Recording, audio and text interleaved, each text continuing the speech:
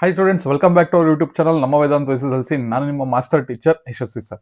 ಇವತ್ತಿನ ವಿಡಿಯೋದಲ್ಲಿ ಸೈನ್ಸ್ ಅಲ್ಲಿ 2 ಮಾರ್ಕ್ಸ್ ಕ್ವಶನ್ಸ್ದು ಬೋತ್ ಇಂಗ್ಲಿಷ್ ಮೀಡಿಯಂ ಮತ್ತೆ ಕನ್ನಡ ಮೀಡಿಯಂದು PDF ರೆಡಿ ಮಾಡಿದ್ದೀನಿ. ಅದನ್ನ ಎಕ್ಸ್ಪ್ಲೈನ್ ಮಾಡ್ತೀನಿ. ಈ PDF ಕೂಡ ನಿಮಗೆ ಲಿಂಕ್ ಕೊಟ್ಟಿರ್ತೀನಿ ವಿಡಿಯೋ ಕೆಳಗಡೆ ಡಿಸ್ಕ್ರಿಪ್ಷನ್ ಅಲ್ಲಿ, ಡೌನ್ಲೋಡ್ ಮಾಡ್ಕೊಳ್ಳಿ. ಟಾಪ್ 40 ಕ್ವಶನ್ಸ್ ನಾನು ಮೆನ್ಷನ್ ಮಾಡಿದ್ದೀನಿ. ಈ ಟಾಪ್ 40 ಕ್ವಶನ್ಸ್ ಬಿಟ್ಟು ನಿಮಗೆ 2 ಮಾರ್ಕ್ಸ್ ಅಲ್ಲಿ ಬೇರೆ ಯಾವ ಕ್ವಶನ್ಸ್ ಕೇಳೋದಿಲ್ಲ. Let start. So first question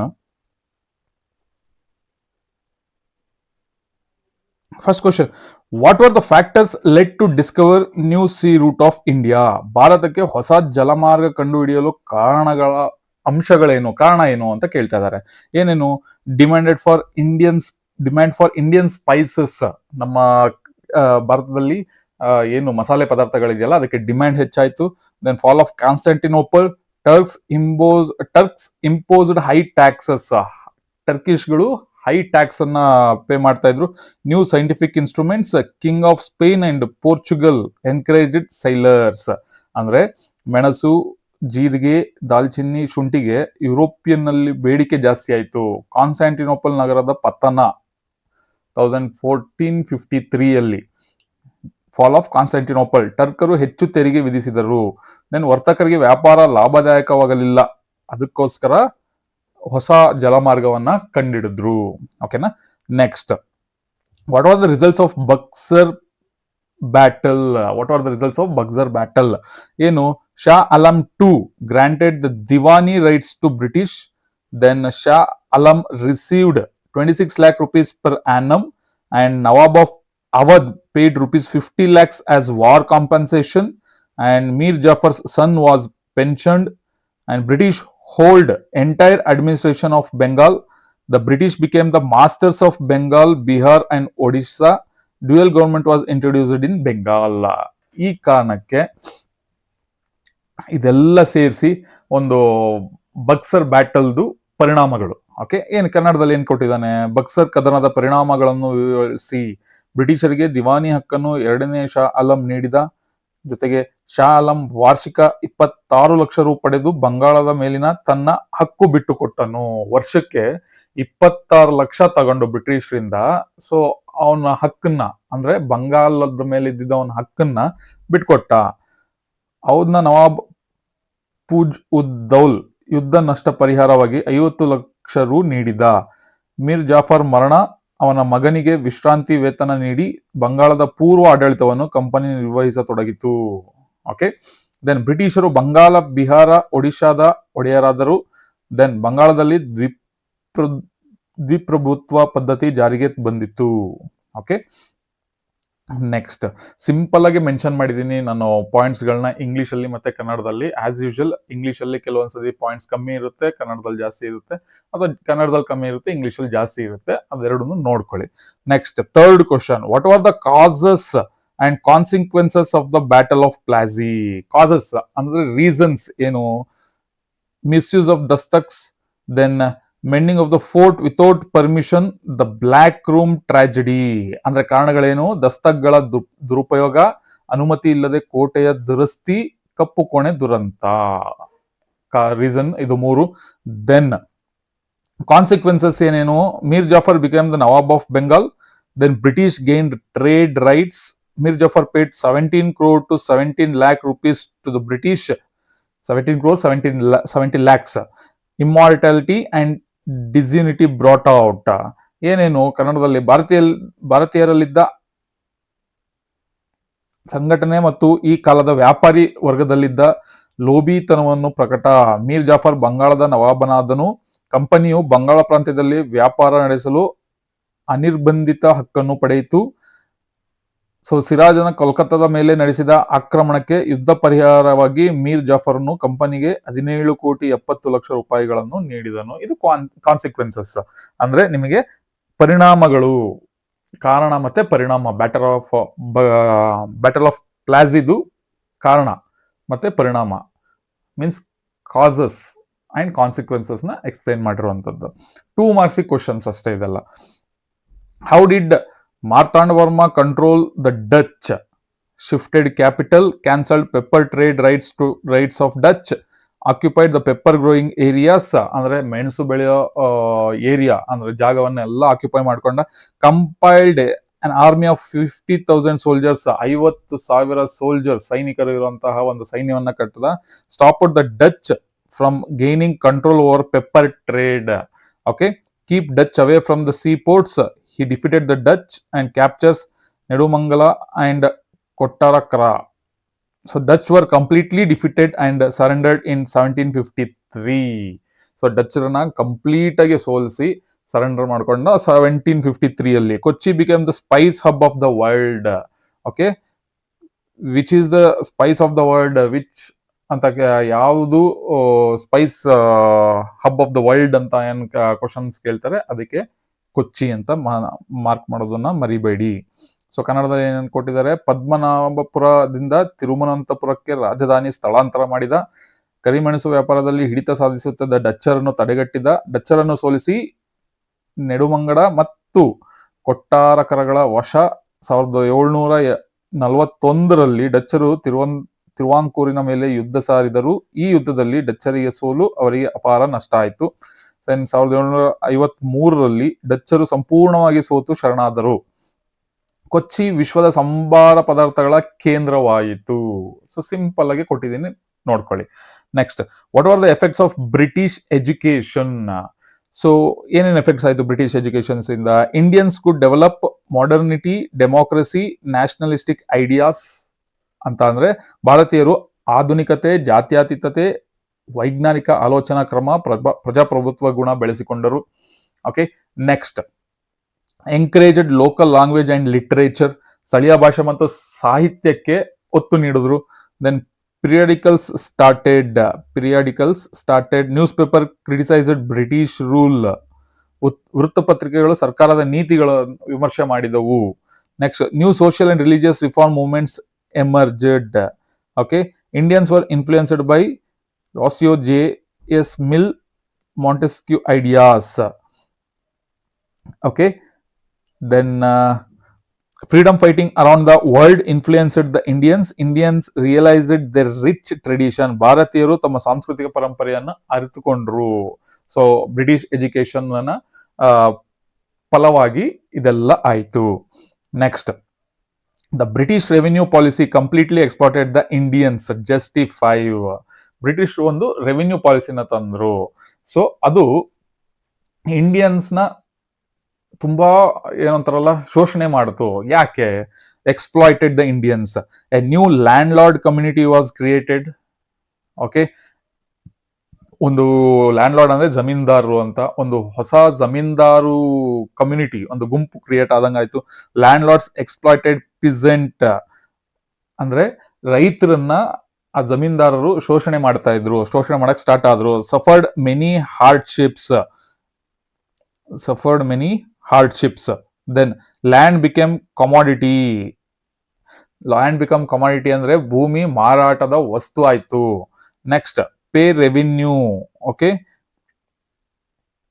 pay revenue.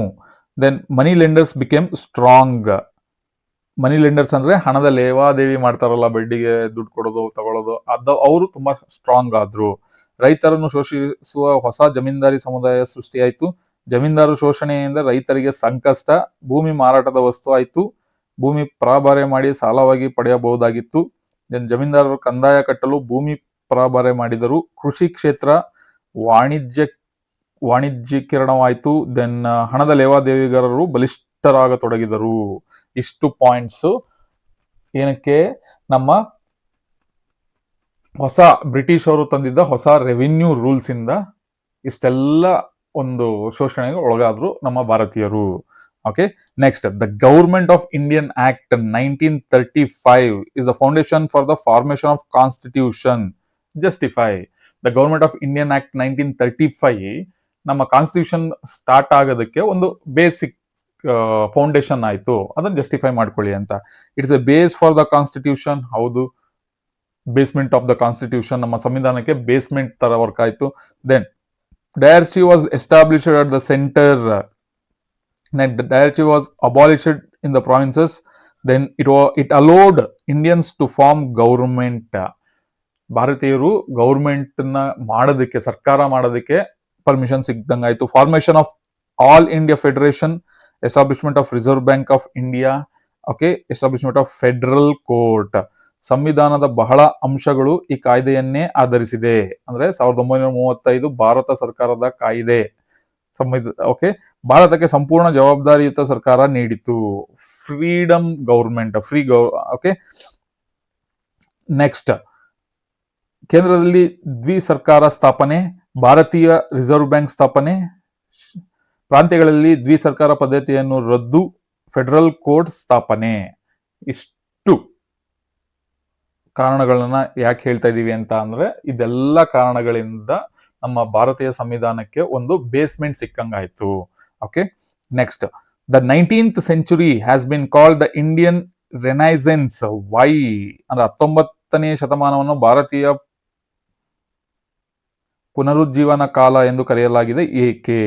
Contact with western civilization, okay, received English education, introducing democracy and nationalism to Indians, the spirit of rationalism grew, the interest in Indian reform grew, okay, then analysis of society, the British also supported the reform movement, the British tried to ban harmful practices of society through laws.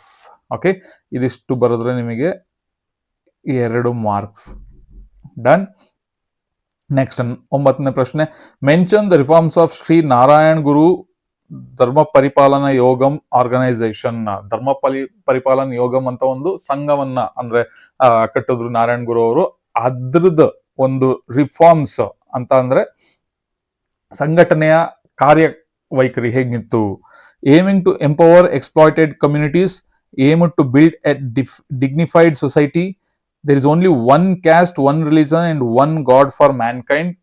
ಒಂದು ಆ statement explain ಮಾಡಿದ್ದೀನಿ, ಆ statement ಅಲ್ಲೂ ಕೂಡ ಇದೆ. So constructions of alternative temples, then Vaikom Satyagraha, a temple area movement, then ಗುರುವಾಯೂರ temple entry movement. ಹಿಂದುಳಿದ ಮತ್ತು ಶೋಷಣೆಗೊಳಗಾದ ಸಮುದಾಯಗಳ ಸಬಲೀಕರಣದೇ ಈ ಸಂಘಟನೆಯ ಗುರಿಯಾಗಿತ್ತು. ದೆನ್ ಮನುಷ್ಯನು ಘನತೆಯಿಂದ ಬದುಕುವ ಸಮಾಜದ ನಿರ್ಮಾಣ ಇದರ ಗುರಿಯಾಗಿತ್ತು ಸಂಘಟನೆದು. ಮಾನವ ಕುಲಕ್ಕೆ ಒಂದೇ ಜಾತಿ, ಒಂದೇ ಧರ್ಮ, ಒಬ್ಬನೇ ದೇವರು ಅನ್ನೋ ಸ್ಟೇಟ್ಮೆಂಟ್ ಕೊಟ್ಟಿದ್ದು ನಾರಾಯಣ್ ಗುರು ಅವರು. ದೆನ್ ಕೆಳ ಸಮುದಾಯಗಳಿಗೆ ಪ್ರವೇಶ ನಿರಾಕರಿಸುತ್ತಿದ್ದ ದೇವಾಲಯಗಳಿಗೆ ಪರ್ಯಾಯ ದೇವಾಲಯಗಳ ನಿರ್ಮಾಣ. ಅಂದ್ರೆ ಕೆಲ ಸಮುದಾಯ, ಕೆಲ ಜಾತಿ ಅಂತ ಅಂದ್ರೆ ದೇವಸ್ಥಾನದಲ್ಲಿ ಬಿಡ್ತಾ ಇರಲಿಲ್ಲ ಅವಾಗ. ಸೊ ಅದು ಬೇಡವೇ ಬೇಡ, ದೇವಸ್ಥಾನಕ್ಕೆ ಬೇಡ, ಅದ್ರ ಬದಲು ಇನ್ನೊಂದು ಅದೇ ತರದ್ ಇನ್ನೊಂದು ಪರ್ಯಾಯ ದೇವಸ್ಥಾನವನ್ನ ಕಟ್ಟಕ್ಕೆ ಸ್ಟಾರ್ಟ್ ಮಾಡಿದ್ರು ಈ ಸಂಘಟನೆಯಿಂದ. ಗುರುವಾಯೂರ ದೇವಾಲಯ ಪ್ರವೇಶ ಚಳುವಳಿ. ಓಕೆ, ಇದಿಷ್ಟು ಪಾಯಿಂಟ್ಸ್. ನೆಕ್ಸ್ಟ್ 10ನೇ ಪ್ರಶ್ನೆ, state the main points of the Periyar movement, ಅಥವಾ what are the contribution of EV. Ramaswamy Naicker. ಇದೆರಡೂ ಕ್ವಶನ್ಗೂ ಒಂದೇ answer. So started the non-Brahmin movement, opposed social restrictions, social movement through the Justice Party. He started the self-respect movement. He started the self-respect league in 1926 and established Dravidian Kalagam organization. Started the newspaper revolt. Who started the newspaper revolt ಅಂತ question ಕೇಳ್ಬೋದು ನಿಮಗೆ. So ಅದು ಯಾರು? Who started the newspaper revolt ಅಂದ್ರೆ EV. Ramaswamy Naikar. So ಬ್ರಾಹ್ಮಣೇತರ ಚಳುವಳಿ ಆರಂಭಿಸಿದ್ರು. ಬ್ರಾಹ್ಮಣೇತರ ಸಮುದಾಯಗಳ ಮೇಲೆ ಹೇರಲಾಗಿದ್ದ ಸಾಮಾಜಿಕ ನಿರ್ಬಂಧಗಳಿಗೆ ವಿರೋಧ ಮಾಡಿದ್ರು. ಸೊ ಜಸ್ಟಿಸ್ ಪಾರ್ಟಿಯ ಮೂಲಕ ಸಾಮಾಜಿಕ ಚಳುವಳಿ ಮಾಡಿದ್ರು. ಸೊ ಜಸ್ಟಿಸ್ ಪಾರ್ಟಿ ಅಂತ ಒಂದು ಪಾರ್ಟಿ ಕಟ್ಟು ಅದ್ರ ಮೂಲಕ ಒಂದು ಸಾಮಾಜಿಕ ಚಳುವಳಿಯನ್ನ ಮಾಡಿದ್ರು. ದೆನ್ ಆತ್ಮಗೌರವ ಚಳುವಳಿ ಆರಂಭಿಸಿದ್ರು. ದೆನ್ 1920ರಲ್ಲಿ ಸೆಲ್ಫ್ ರೆಸ್ಪೆಕ್ಟ್ ಲೀಗ್ ಆರಂಭಿಸಿದರು. ಸೊ 1924ರಲ್ಲಿ ವೈಕಂನಲ್ಲಿ ನಡೆದ ಅಸ್ಪೃಶ್ಯರಿಗೆ ದೇವಾಲಯ ಪ್ರವೇಶದ ಹಕ್ಕಿನ ಹೋರಾಟದಲ್ಲಿ ಭಾಗಿ, ದ್ರಾವಿಡ ಕಳಗಂ ಸಂಘಟನೆಯ ಸ್ಥಾಪನೆ, ದೆನ್ ರಿವೋಲ್ಟ್ ಪತ್ರಿಕೆಯನ್ನು ಪ್ರಾರಂಭಿಸಿದ್ರು. ಓಕೆ, ಸಿಂಪಲ್ ಆಗಿದೆ statements. Next, what was the political reasons for Indians first war of Indian independence in 1857? Political reason ಅಥವಾ ಪೊಲಿಟಿಕಲ್ ಕಾಸ್. ಓಕೆ, ಅದರಲ್ಲಿ 3-4 ಥರದ್ದು ಬರುತ್ತೆ. ಪೊಲಿಟಿಕಲ್, ಎಕನಾಮಿಕಲ್, ಆ ಥರ ಕಾಸಸ್ಗಳು ಬರುತ್ತೆ. ಅದರಲ್ಲಿ ಪೊಲಿಟಿಕಲ್ ಮಾತ್ರ ಕೇಳಿದ್ದಾರೆ. Many local kings lost their kingdoms due to the policy of adopted children having no rights. Okay, ಅಂದ್ರೆ ಈಗ ಎಷ್ಟೋ ಜನ ರಾಜರಿಗೆ ಮಕ್ಕಳು ಇದ್ರೆ ಮಾತ್ರ ಅವರಿಗೆ ಆ ರಾಜ್ಯನ ಬಿಟ್ಕೊಡ್ಬೇಕು, ಹಸ್ತಾಂತರಿಸ್ಬೇಕು. ಮಕ್ಕಳಿಲ್ದಲೆ ಇದ್ದಾಗ ಅಥವಾ ದತ್ತು ತಗೊಂಡ್ರೆ ಆ ಮಕ್ಕಳಿಗೆ ಆ ರಾಜ್ಯದ ಮೇಲೆ ಯಾವುದೇ ಹಕ್ಕಿಲ್ಲ, ಆ ರಾಜ್ಯನ ಬ್ರಿಟಿಷರಿಗೆ ಒಪ್ಪಿಸ್ಬೇಕು ಅನ್ನೋ ಕಾನೂನು ಬಂತಲ್ಲ, ಅದಕ್ಕೋಸ್ಕರ India's first war of independence in 1857 start ಆಯ್ತು. ದೆನ್ ಸತಾರಾ, ಝಾನ್ಸಿ, ಜೈಪುರ್, ಉದಯ್ಪುರ್ ಈ 4 ರಾಜ್ಯಗಳು ಈ ತರ ರಾಜರಿಗೆ ಮಕ್ಕಳಿಲ್ಲದೆ ಇದ್ದಾಗ ಅಥವಾ ದತ್ತು ಇಲ್ಲದೆ ಇದ್ದಂತ ಸಂದರ್ಭದಲ್ಲಿ ಈ 4 ರಾಜ್ಯವನ್ನ ಬ್ರಿಟಿಷರು ಆಕ್ರಮಿಸ್ಕೊಂಡ್ರು. Dalhousie abolished the royal titles, the Mughal emperor deposit the kings like the Nawab of Oudh. The British came to power. Millions of soldiers became unemployed. Okay, ದತ್ತು ಮಕ್ಕಳಿಗೆ ಹಕ್ಕಿಲ್ಲ ಎಂಬ ನೀತಿಯಿಂದಾಗಿ ಹಲವು ದೇಶೀಯ ರಾಜರು ತಮ್ಮ ರಾಜ್ಯ ಕಳೆದುಕೊಳ್ಳಬೇಕಾಯಿತು. ದೆನ್ ಡಾಲ್ಹೌಸಿಯು ತಾಂಜಾವೂರು ಮತ್ತು ಕರ್ನಾಟಿಕ್ ನವಾಬರಿಗಿದ್ದ ರಾಜ ಪದವಿಗಳನ್ನು ರದ್ದುಪಡಿಸಿದನು. ಓಕೆ, ಮೊಘಲ್ ಚಕ್ರವರ್ತಿ ಔದ್ನ ನವಾಬ್ ಮೊದಲಾದ ರಾಜರುಗಳು ಬ್ರಿಟಿಷರು ಅಧಿಕಾರದಿಂದ ಪದಚ್ಯುತಿಗೊಳಿಸಿದರು. ಸೊ ಇದರಿಂದಾಗಿ ಇವರ ಬಳಿ ಇದ್ದ ಲಕ್ಷಾಂತರ ಸೈನಿಕರು ನಿರುದ್ಯೋಗಿಗಳಾಗಿ ಬ್ರಿಟಿಷರ ವಿರುದ್ಧ ದಂಗೆ ಏಳಲು ಕಾರಣವಾಯಿತು. ಓಕೆ, ಇದಿಷ್ಟು points India's first war of independence start ಆಗೋದಕ್ಕೆ ಕಾರಣ. ವಾಟ್ ಆರ್ ದ ಎಕನಾಮಿಕ್, ನಾನು ಹೇಳಿದ್ನಲ್ಲ economic causes, political causes, so ಆ ಥರ causes for the first war of independence in 1857. Industrial revolution in England. India crafts were destroyed. England became a workshop of industries. India's artisans became unemployed. The British imposed heavy tax on Indian goods. The landlords exploited the peasants. The British appointed a commission to reclaim the Inam land. ಇಂಗ್ಲೆಂಡಿನಲ್ಲಿದ್ದ ಕೈಗಾರಿಕಾ ಕ್ರಾಂತಿಯಿಂದ ಭಾರತದ ಕರಕುಶಲತೆ ಮತ್ತು ದೇಶೀಯ ಕೈಗಾರಿಕೆಗಳು ನಶಿಸಿದವು. England ಕೈಗಾರಿಕೆಗಳ ಕಾರ್ಯಾಗಾರವಾಯಿತು, ಅಂದ್ರೆ workshop. Okay, then Bharat ವಸ್ತುಗಳ ಮೇಲೆ ಬ್ರಿಟಿಷರು ದುಬಾರಿ ಸುಂಕ ವಿಧಿಸಿದರು. ಜಮೀನ್ದಾರರು ರೈತರನ್ನು ಶೋಷಿಸಿದರು. ಬ್ರಿಟಿಷರು ಇನಾಮ್ ಆಯೋಗ ನೇಮಿಸಿ ಇನಾಮ್ ಭೂಮಿಯನ್ನು ವಾಪಸ್ ಪಡೆದರು. ಇದಿಷ್ಟು ಎಕನಾಮಿಕ್ ಕಾಸಸ್. ಓಕೆ, 13ನೇ ಪ್ರಶ್ನೆ, what are the reasons for the failure of 1857 revolt? I did not spread to the whole country. It was unorganised revolt. ಅಂದ್ರೆ ಒಂದು ಆರ್ಗನೈಸೇಷನ್, ಒಂದು ಆರ್ಗನೈಸ್ಡ್ ಪ್ಲಾನ್ ಇರಲಿಲ್ಲ, ಒಂದು ಗುರಿ ಇರಲಿಲ್ಲ, ಅದಕ್ಕೋಸ್ಕರ ಫೇಲ್ಯೂರ್ ಆಯಿತು. Lack of unity among the Indian soldiers. Lack of unity, ಹೊಂದಾಣಿಕೆ ಇರಲಿಲ್ಲ ಭಾರತೀಯ ಸೈನಿಕರ ಮಧ್ಯೆ. No proper direction or no proper leadership. ಹೇಳೋದಲ್ಲ, ಪ್ರಾಪರ್ ಡೈರೆಕ್ಷನ್, ಒಂದು ಡೆಸ್ಟಿನಿ ಇರಲಿಲ್ಲ, ಒಂದು ಪ್ಲಾನ್ಡ್ ಇರಲಿಲ್ಲ ಈ ಚಳುವಳಿಯಲ್ಲಿ, ಅದಕ್ಕೆ ಫೇಲ್ಯೂರ್ ಆಯಿತು. No strategy, discipline, expertise and direction among Indian soldiers. Okay, many provincial kings did not support the struggle. Okay, ಸ್ವಲ್ಪ ಸಣ್ಣ ಪುಟ್ಟ ರಾಜರು ಅಂತ ಏನಿದ್ರು ಅವರು ಇದಕ್ಕೆ ಸಪೋರ್ಟ್ ಮಾಡಲಿಲ್ಲ. People lost confidence in the soldiers due to their aggression and looting. Okay, ದಂಗೆ ಇಡೀ ಭಾರತವನ್ನು ವ್ಯಾಪಿಸಲಿಲ್ಲ, ಅದಕ್ಕೋಸ್ಕರ ಇದು ಫೇಲ್ಯೂರ್ ಆಯಿತು. ಈ ದಂಗೆ ದೇಶದ ಬಿಡುಗಾಗಿ ನಡೆಯಲಿಲ್ಲ. ಓಕೆ, ಒಂದು ರಾಜರ ಮತ್ತು ಜಮೀನ್ದಾರರ ಸ್ವಹಿತಾಸಕ್ತಿ ಮತ್ತು ಹಕ್ಕುಗಳಿಗಾಗಿ ಈ ದಂಗೆ ನಡೆಯಿತು. ದೆನ್ ಬ್ರಿಟಿಷ್ ಸೈನಿಕರಲ್ಲಿ ಒಗ್ಗಟ್ಟು, ಭಾರತೀಯ ಸೈನಿಕರಲ್ಲಿ ಒಗ್ಗಟ್ಟು ಇರಲಿಲ್ಲ. ದೆನ್ ಭಾರತೀಯರಿಗೆ ಮಾರ್ಗದರ್ಶನ ಮತ್ತು ಸಂಘಟನೆಯ ಕೊರತೆ, ಪ್ರಾಪರ್ ಪ್ಲಾನ್ ಇರಲಿಲ್ಲ, ಲೀಡರ್ಶಿಪ್ ಮೇಂಟೆನೆನ್ಸ್ ಇರಲಿಲ್ಲ. ಭಾರತೀಯರಲ್ಲಿ ಯುದ್ಧ ತಂತ್ರ, ಸೈನಿಕ ಪರಿಣತಿ, ಸೂಕ್ತ ನಾಯಕತ್ವ ಮತ್ತು ಶಿಸ್ತಿನ ಕೊರತೆ ಇತ್ತು. ದೆನ್ ಹೋರಾಟಗಾರರಲ್ಲಿ ನಿಶ್ಚಿತ ಗುರಿ ಇರಲಿಲ್ಲ. ಅನೇಕ ದೇಶೀಯ ರಾಜರು ಬ್ರಿಟಿಷರಿಗೆ ನಿಷ್ಠೆ ತೋರಿದರು. ಸಿಪಾಯಿಗಳು ಲೂಟಿ, ದರೋಡೆ ಮಾಡಿ ಜನರ ವಿಶ್ವಾಸ ಕಳೆದುಕೊಂಡರು. Okay, next, what are the consequences of the revolt of 1857? Proclamation of the Queen of Britain in 1758. British East India Company rule ended. Transfer of administration to the British Empire. The Indian affairs were entrusted to the Secretary of the State of Indian Affairs of the British Parliament. The agreement previously made by the company with the native kings was ratified. The desire for imperial expansion was abandoned. Promise of a secure government for Indians, equality before law. ಇದು ಪರಿಣಾಮಗಳು. Next, 15th, what are the causes of unemployment? ನಿರುದ್ಯೋಗ ಆಗೋದಕ್ಕೆ ಏನ್ ಕಾರಣ, ನಿರುದ್ಯೋಗಕ್ಕೆ ಏನು ಕಾರಣ ಅಂತ ಕೇಳ್ತಾ ಇದ್ದಾರೆ. ಸೋಷಿಯಲ್ ಇನ್ಇಕ್ವಾಲಿಟಿ, ಸಾಮಾಜಿಕ ಅಸಮಾನತೆ, ಓಕೆ, ಓವರ್ ಪಾಪ್ಯುಲೇಷನ್, ಅತಿಯಾದ ಜನಸಂಖ್ಯೆ, ಅದು ಕೂಡ ಅನ್ಎಂಪ್ಲಾಯ್ಮೆಂಟ್ ಕಾರಣ. ಲ್ಯಾಕ್ ಆಫ್ ಕ್ಯಾಪಿಟಲ್ ಅಂದ್ರೆ ಬಂಡವಾಳದ ಕೊರತೆ ಅನ್ಎಂಪ್ಲಾಯ್ಮೆಂಟ್ಗೆ. ಸೊ ಮೆಕನೈಸೇಷನ್, ಯಾಂತ್ರೀಕರಣ, ದೆನ್ ಇಲ್ಲಿಟ್ರಸಿ, ಅನಕ್ಷರತೆ, ಓವರ್ ವರ್ಕ್, ಅತಿಯಾದ ಶ್ರಮ ಪಡುವಂತಹ ವರ್ಕ್ ಕೆಲಸ, then division of labour. So unemployment ಅಂತ ಅಂದ್ರೆ ಈಗ ಸರ್ಕಾರದ ಕೆಲಸ ಸಿಕ್ಕಿದ್ರೇನೆ ಅದು ಕೆಲಸ ಎಂಪ್ಲಾಯ್ಡ್, ಅಥವಾ ಇಲ್ಲ ಅಂದ್ರೆ ಅನ್ಎಂಪ್ಲಾಯ್ಡ್ ಅಂತಲ್ಲ. ಸೊ ಕ್ಯಾಪಿಟಲ್ ಇರಲಿಲ್ಲ, ಬಂಡವಾಳ ಇರಲಿಲ್ಲ ಬಿಸ್ನೆಸ್ ಮಾಡೋದಕ್ಕೆ, ಅದು ಕೂಡ ಅನ್ಎಂಪ್ಲಾಯ್ಮೆಂಟ್. ಓಕೆ, ಅದನ್ನು ಕೂಡ ರೀಸನ್ ಮೆನ್ಷನ್ ಮಾಡಿದ್ದಾರೆ. State the solution to the problem of unemployment. ನಿರುದ್ಯೋಗಕ್ಕೆ ಏನ್ ಕಾರಣ ಅಂತ ಅಂದಾಯ್ತು, ಬಟ್ ನಿರುದ್ಯೋಗನ ಕಮ್ಮಿ ಮಾಡೋದಕ್ಕೆ, ಅದನ್ನ ತಡೆಗಟ್ಟೋದಕ್ಕೆ ಏನೇನು ರೀಸನ್ಸ್, ಒಂದು ಸೊಲ್ಯೂಷನ್ ಹೇಳಿ ಅಂತ. ಪಾಪ್ಯುಲೇಷನ್ ಕಂಟ್ರೋಲ್ ಮೆಷರ್ಸ್ ಅಂದ್ರೆ ಒಂದು ಜನಸಂಖ್ಯೆಯನ್ನ ಕಂಟ್ರೋಲ್ ಮಾಡಬೇಕು. Encourage cottage industries, okay, cottage industries encourage ಮಾಡಬೇಕು. ಡೆವಲಪ್ಮೆಂಟ್ ಆಫ್ ಅಗ್ರಿಕಲ್ಚರ್ ಸೆಕ್ಟರ್, ಏನು ವ್ಯವಸಾಯ ಕ್ಷೇತ್ರ ಇದೆಯಲ್ಲ, ಕೃಷಿ ಕ್ಷೇತ್ರ, ಅದನ್ನ ಬೆಳೆಸಬೇಕು. Then education reform schemes, okay, ಶೈಕ್ಷಣಿಕ ಸುಧಾರಣಾ ಯೋಜನೆ ಅಂದ್ರೆ ಅದು ಶೈಕ್ಷಣಿಕ ಅಂದ್ರೆ ನಿರುದ್ಯೋಗಿಗಳು ಕೂಡ ಒಂದು ಏನಂತಾರಲ್ಲ, ಒಂದು ಅನಕ್ಷರತೆ ಕೂಡ ಅದು ನಿರುದ್ಯೋಗಕ್ಕೆ ಕಾರಣ. Okay, then 5 years plan introduce ಮಾಡಬೇಕು, ಪಂಚವಾರ್ಷಿಕ ಯೋಜನೆಗಳು. Encouragement for vocational education, okay, then rural development projects, unemployment guarantee schemes ಅಂದ್ರೆ ಕೃಷಿ ಕ್ಷೇತ್ರದ ಅಭಿವೃದ್ಧಿ, ಶೈಕ್ಷಣಿಕ ಸುಧಾರಣಾ ಯೋಜನೆ, ಉದ್ಯೋಗ ಖಾತ್ರಿ ಯೋಜನೆ.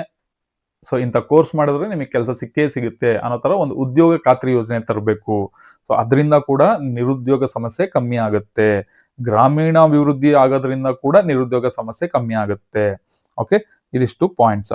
ನೆಕ್ಸ್ಟ್ 17ನೇ ಪ್ರಶ್ನೆ, what are the effects of unemployment? Unemployment ಇಂದ ಏನೇನು ಎಫೆಕ್ಟ್ಸ್ ಆಗ್ತಾ ಇದೆ?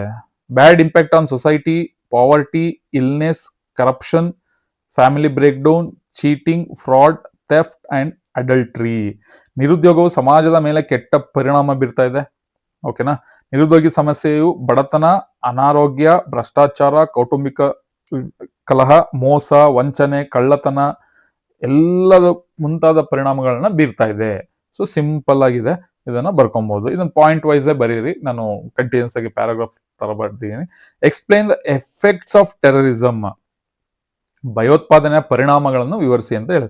ಎಫೆಕ್ಟ್ಸ್ ಆಫ್ ಟೆರರಿಸಮ್ ಅಂತ ಅಂದ್ರೆ mental disturbance R loss of life, economic barriers, loss of assets, insecurity, social threat ಅಂದ್ರೆ ಮಾನಸಿಕ ವೇದನೆ, ವ್ಯಕ್ತಿಗಳ ಪ್ರಾಣಹಾನಿ, ಆರ್ಥಿಕ ಅಭಿವೃದ್ಧಿಗೆ ತಡೆ, ಆಸ್ತಿ ಪಾಸ್ತಿಗಳ ನಷ್ಟ, ಕಾನೂನು ಸುವ್ಯವಸ್ಥೆಯ ನಿರ್ವಹಣೆಗೆ ಅಡ್ಡಿ, ಸಾಮಾಜಿಕ ಸಂಸ್ಕೃತಿಗೆ ಧಕ್ಕೆ, ಜಾಗತಿಕ ಭದ್ರತೆಗೆ ಆತಂಕ.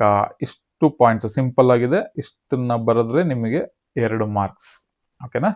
Next, what are the counter terrorism measures? ಅಂದ್ರೆ ಟೆರರಿಸಮ್, ಭಯೋತ್ಪಾದನೆ ತಡೆಗಟ್ಟೋದಕ್ಕೆ ಏನೇನು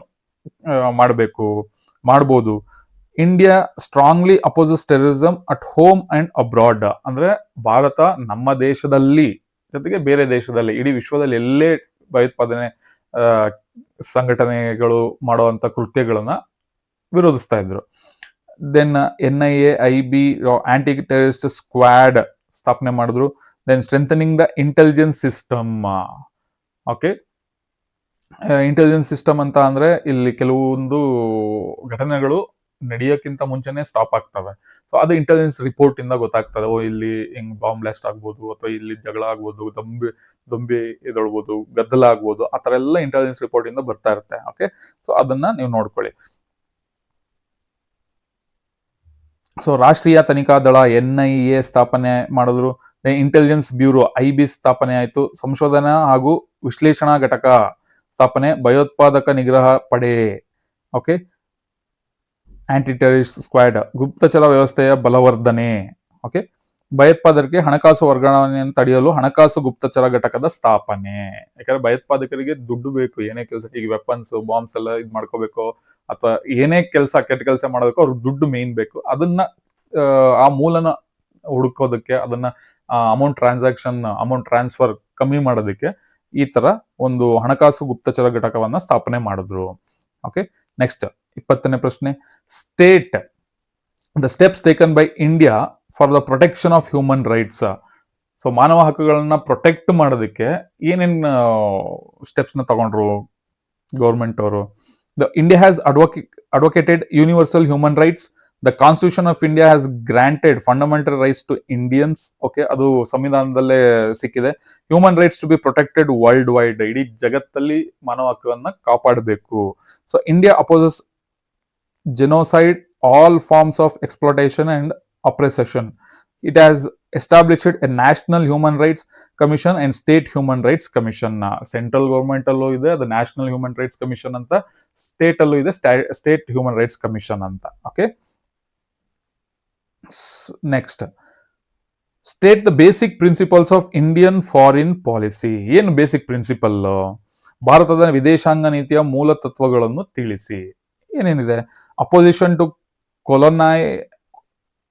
colonialism, then opposition to imperialism, opposition to apartheid, non-alignment policy, then first priority for the progress of Africa and Asia, support for disarmament, support for the United Nations of the and world peace. Okay, ಇದಿಷ್ಟು basic principles of Indian policy. So ಇದು particularly ಈ question ನಿಮಗೆ questions ಅಲ್ಲಿ ಜಾಸ್ತಿ repeat ಆಗಿಲ್ಲ 2 mark question ಅಲ್ಲಿ, but ಇಲ್ಲಿ ಅಂತ ಮೆನ್ಷನ್ ಮಾಡಿದ್ದೀನಿ. Then list the important natural flora of India. ಭಾರತದ ಪ್ರಮುಖ ಸ್ವಾಭಾವಿಕ ಸಸ್ಯವರ್ಗಗಳನ್ನು ಪಟ್ಟಿ ಮಾಡಿ. ಯಾವ್ದಾದ್ರು? ಎವರ್ ಗ್ರೀನ್ ಫಾರೆಸ್ಟ್, ನಿತ್ಯ ಹರಿದ್ವರ್ಣ ಅರಣ್ಯಗಳು. Okay, then deciduous monsoon forest, ಎಲೆಯುದಿರಿಸುವ ಮಾನ್ಸೂನ್ ಅರಣ್ಯಗಳು.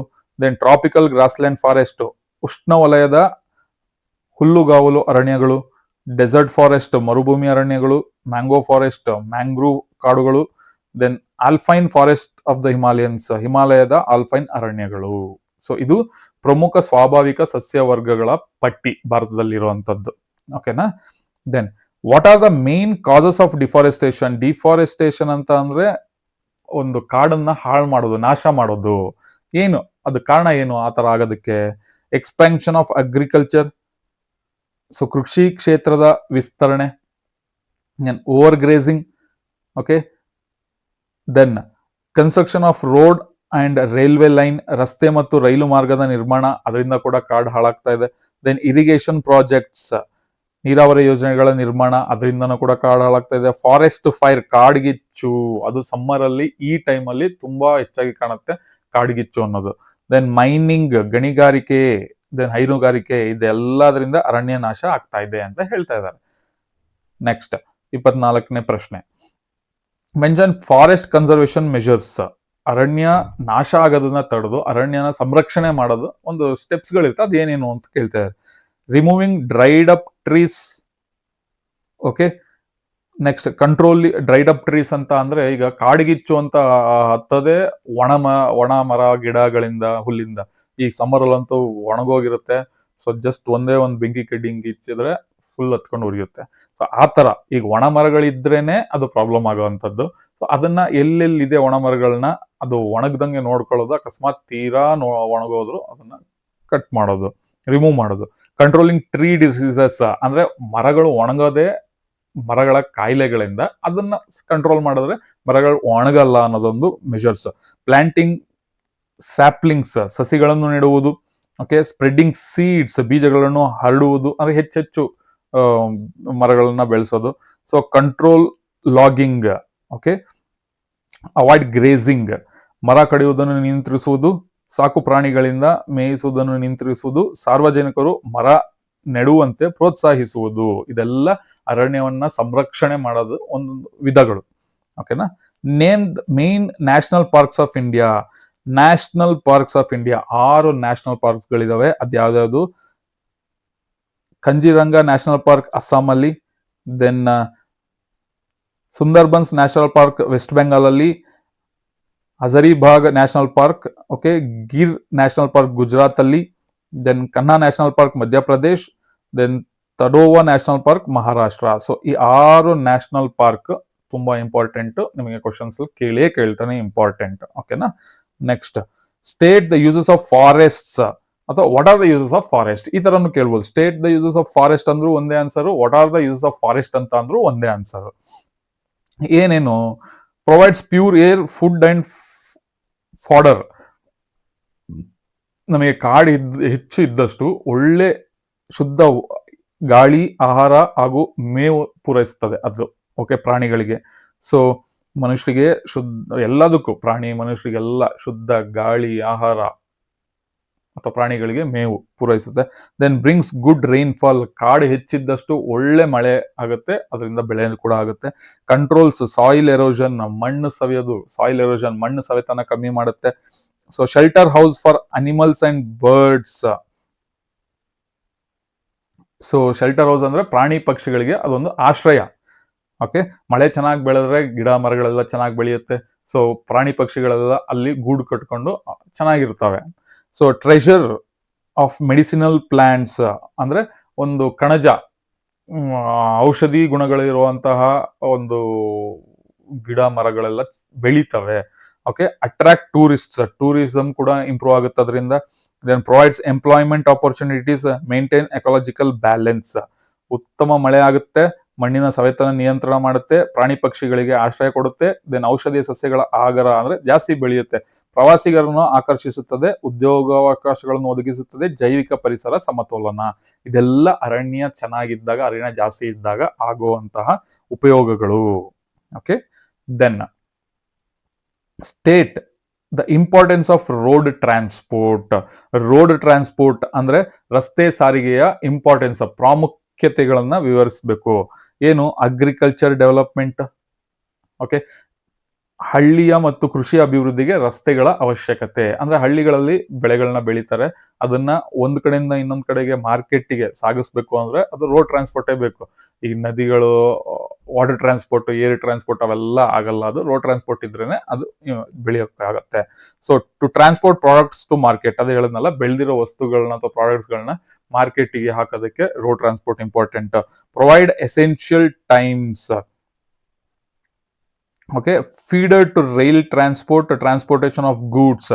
ಹಳ್ಳಿಯ ಮತ್ತು ಕೃಷಿ ಅಭಿವೃದ್ಧಿಗೆ ರಸ್ತೆಗಳು ಅವಶ್ಯಕ.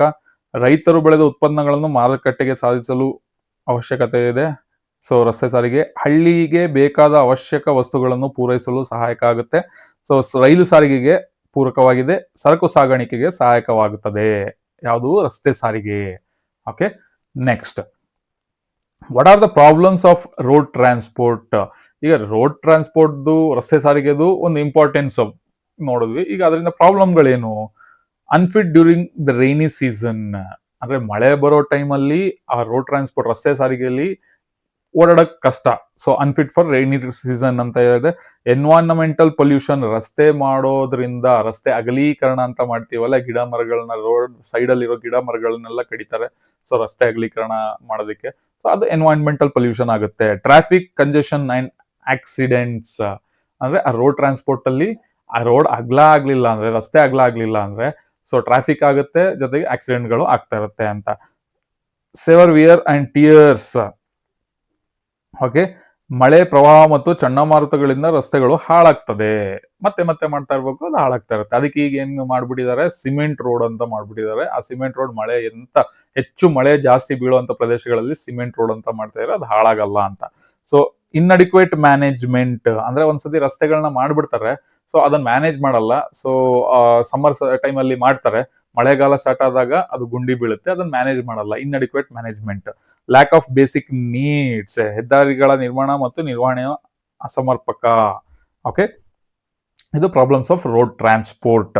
Then major international airports in India. So Indira Gandhi international airport ಡೆಲ್ಲಿಲಿ ಇದೆ, ಛತ್ರಪತಿ ಶಿವಾಜಿ ಇಂಟರ್ನ್ಯಾಷನಲ್ ಏರ್ಪೋರ್ಟ್ ಮುಂಬೈಯಲ್ಲಿದೆ, ಸುಭಾಷ್ ಚಂದ್ರ ಬೋಸ್ ಇಂಟರ್ನ್ಯಾಷನಲ್ ಏರ್ಪೋರ್ಟ್ ಕೋಲ್ಕತ್ತಾದಲ್ಲಿದೆ, ಚೆನ್ನೈ ಇಂಟರ್ನ್ಯಾಷನಲ್ ಏರ್ಪೋರ್ಟ್ ಚೆನ್ನೈಯಲ್ಲಿದೆ, Kempegowda international airport Bangalore, Mangalore international airport Mangalore. So total 6 international ಏರ್ಪೋರ್ಟ್ಗಳು ಇಂಡಿಯಾದಲ್ಲಿ ಇದೆ.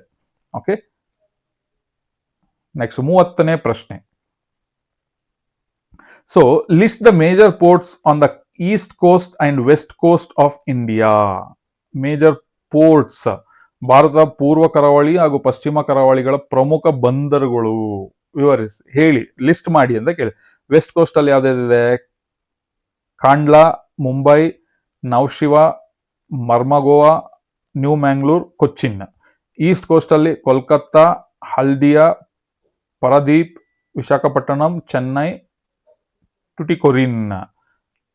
ಓಕೆ, ಇದಿಷ್ಟು ಮೇಜರ್ ಪೋರ್ಟ್ಸ್ ನಮ್ಮ ಈ ವೆಸ್ಟ್ ಕೋಸ್ಟ್ ಮತ್ತೆ ಈಸ್ಟ್ ಕೋಸ್ಟ್ ಅಲ್ಲಿ, ಅಂದ್ರೆ ಪಶ್ಚಿಮ ಕರಾವಳಿ ಮತ್ತೆ ಪೂರ್ವ ಕರಾವಳಿಯಲ್ಲಿ ಇರುವಂತಹ ಒಂದು ಪ್ರಮುಖ ಬಂದರುಗಳು, coastal region. Okay, next explain the causes for the flood. ಪ್ರವಾಹ ಆಗೋದಕ್ಕೆ ಏನೇನು ರೀಸನ್, ಕಾಸಸ್, ಕಾರಣಗಳೇನು? ಓಕೆ, ನೋಡೋಣ. ಅನ್ಸರ್ಟಿನಿಟಿ ಆಫ್ ಮಾನ್ಸೂನ್, ಅಂದ್ರೆ ಮಳೆ ಆಗೋ ಟೈಮಲ್ಲಿ ಮಳೆ ಆಗಲ್ಲ. ಓಕೆ, ಮಳೆ ಆಗದಿರೋ ಟೈಮಲ್ಲಿ ಜಾಸ್ತಿ ಮಳೆ ಆಗುತ್ತೆ, ಆ ಟೈಮಲ್ಲಿ ಪ್ರವಾಹ ಜಾಸ್ತಿ ಆಗೋ ಸಂಭವಗಳು ಇರ್ತವೆ.